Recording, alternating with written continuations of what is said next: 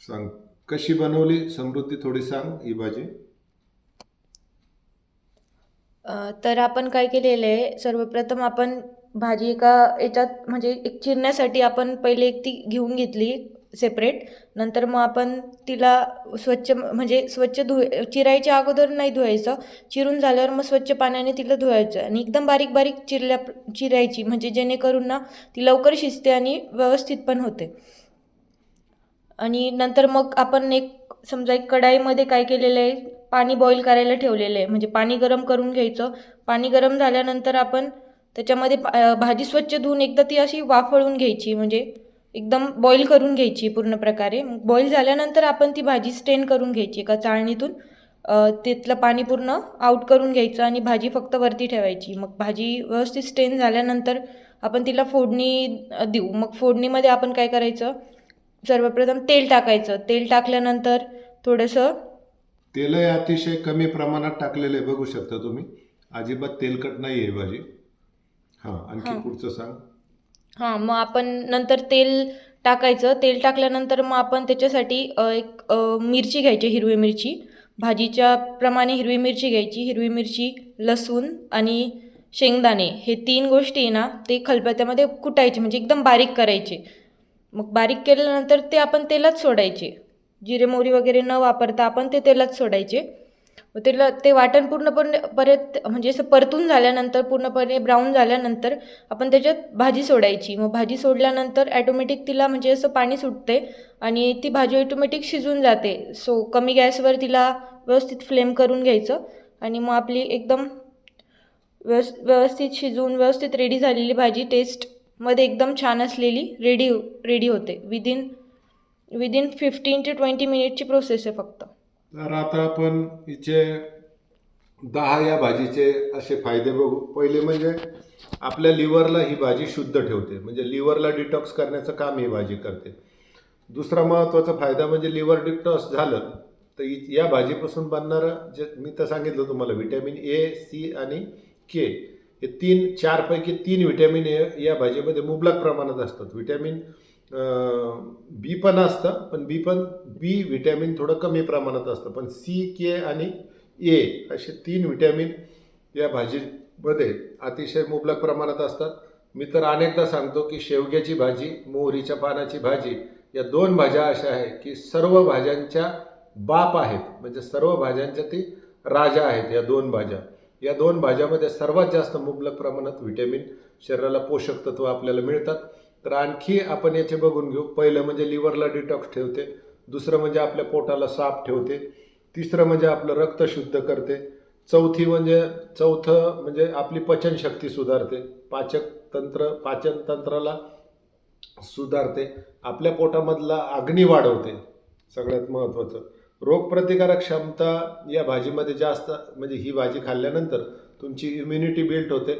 त्यामुळे तुमची म्हणजे रोगप्रतिकारक क्षमता, ज्याला आपण इम्युनिटी म्हणतो, ही इम्युनिटी जास्त प्रमाणात आपल्या शरीराला मिळते. सर्वात महत्त्वाचं म्हणजे कॅल्शियम पण याच्यात जास्त प्रमाणात असल्यामुळं ही भाजी तुमच्या हाडाच्या आरोग्यासाठी अतिशय उपयुक्त आहे. 5 नंबरचा महत्त्वाचा फायदा, वजन कमी करण्यासाठी अतिशय उपयुक्त आहे. पण वजन कमी करण्यासाठी तुम्हाला पोळीऐवजी तुम्हाला इथं ज्वारीची भाकरी वापरावी लागेल. ज्यांना हार्टची समस्या आहे, हार्टच्या रोग्यासाठी तर ही भाजी वरदान आहे. कारण रक्ताला शुद्ध करते, म्हणजे तुमच्या रक्तामधले टॉक्सिन, तुमच्या रक्तामधलं कोलेस्ट्रॉल, तुमच्या रक्तामधले वात तत्व, तुमच्या रक्तामधले पित्त तत्व, हे सुद्धा ही भाजी कमी करते. त्याच्यानंतर डोळ्याच्या आरोग्यासाठी, आता व्हिटॅमिन ए आणि सी हे डोळ्याच्या आरोग्यासाठी अतिशय उपयुक्त असलेले व्हिटॅमिन्स आहे. ए व्हिटॅमिन, सी व्हिटॅमिन हे डोळ्याच्या आरोग्यासाठी अतिशय उपयुक्त असतात आणि ई व्हिटॅमिन पण हिच्यामध्ये असल्यामुळं डोळ्याच्या आरोग्याला ही भाजी अतिशय उपयुक्त आहे. त्याच्यानंतर बद्धकोष्ठता ही कमी करते, मी तुम्हाला आधीच सांगितलेलं आहे. आता ज्या माता भगिनींना हार्मोनल इनबॅलन्स आहे, त्या माता भगिनीसाठी ही भाजी म्हणजे एक प्रकारचं वरदान आहे. मी माझ्याकडे येणाऱ्या जेवढ्या काही मुली असतात, 18 ते 22 वर्षाच्या मुली, आजकाल भाज्याच खात नाही. आणि हॉस्टेलला राहिल्यामुळं फास्ट फूड, ब्रेड बेकरीचे पदार्थ, बाहेर डबाबंद पदार्थ, हॉटेलमधले पदार्थ हे आजकालच्या मुलीच्या आहारामध्ये जास्त असतात आणि मग त्यांना PCODची समस्या निर्माण होते. तर मासिक पाळीमध्ये PCODमध्ये हार्मोनल इनबॅलन्समध्ये ही भाजी तुमची अत्यंत उपयुक्त अशा प्रकारची भाजी आहे आणि ही भाजी खाल्ल्यामुळं आपल्या इम्युनिटीला तर बिल्टअप करतेच, पण चेहऱ्याचं, आपल्या स्किनचं आणि आपल्या लिव्हरचं, आपल्या किडनीचं, आपल्या स्टमकचं आरोग्य पण ही भाजी अतिशय उत्कृष्ट प्रमाणात ठेवते. आता व्हिडिओ मोठा होत आहे आणि माझ्या तोंडाला पाणी सुटत आहे. माझं अर्धं जेवण झालेलं आहे आणि आता अर्धी पोळी मला खायची आहे. तर एवढे फायदे पुरेसे आहे. तर तुम्हाला हा व्हिडिओ कसा वाटला कॉमेंट करा. चॅनलला तुम्ही नवीन असाल तर लाईक करा, सबस्क्राईब करा आणि एकदा तरी मोहरीची भाजी खा. मग मोहरीची भाजी जर तुम्हाला बाजारात विकत मिळत नाही अशी बऱ्याच जणांची कंप्लेंट असते, कारण कुणी लोकांना फायदे माहीत नाही म्हणून घेत नाही. पण जर कधी तुम्ही एक फोडणीला टाकतो एवढी मोहरी तुम्ही तुमच्या गार्डनमध्ये पेरून द्यायची आणि त्याला पाणी घालून द्यायचं, म्हणजे टाकायची, सॉईलच्या खाली टाकायची, पेरून द्यायची. एक साधारणतः 8 ते 15 दिवसामध्ये तुम्हाला मोहरीच्या पानाचे हे येतात. तेवढे कोवळे पानं तोडून तुम्ही त्याची डायरेक्ट भाजी करू शकता.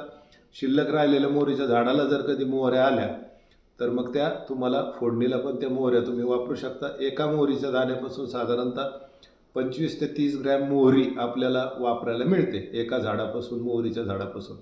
अशा प्रकारे मोहरीचे तुम्हाला मी फायदे पण सांगितले, मोहरीची भाजी खाल्ल्याचे फायदे पण सांगितले, मोहरीची भाजी कशी करायची हे सुद्धा तुम्हाला सांगितलं आणि मोहरीची भाजी उत्पन्न कशी करायची, म्हणजे उत्पादन कसं करायचं मोहरीचं भाजीचं.